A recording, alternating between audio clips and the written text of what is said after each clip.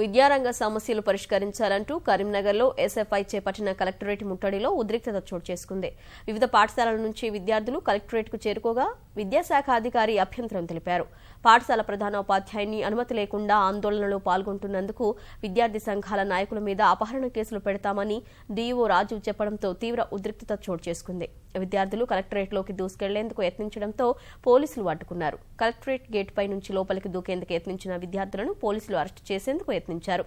అధికారుల తీరును నిరసిస్తూ వారు ఆందోళనకు దిగారు.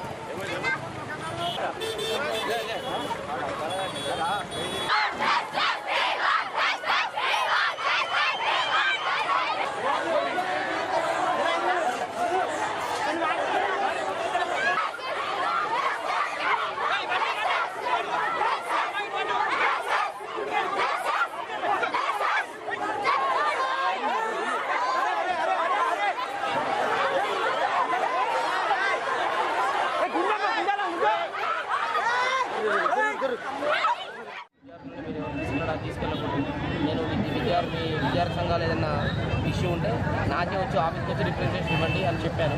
నేను ఎలవ్ చేయకపోతే కూడా వాళ్ళు head master old school head master కూడా ఎలవ్ చేయలేదు. అయినా విద్యార్థి సంఘాలే కొంతమంది ఒక 40-30 మంది విద్యార్థుల్ని ఓల్డ్ స్కూల్ విద్యార్థుల్ని తీసుకొచ్చి ఇక్కడ చేయించడం జరిగింది. పిల్లలందరినీ పంపించేసి హెచ్ఎం గారు ఇక్కడే ఉన్నారు. హెచ్ఎం గారు ఎవరికి పర్మిషన్ ఇవ్వలేదు. అయినా కానీ వీళ్ళు 30-40 మంది విద్యార్థులు తీసుకురావడం జరిగింది. These things are not permitted by the department.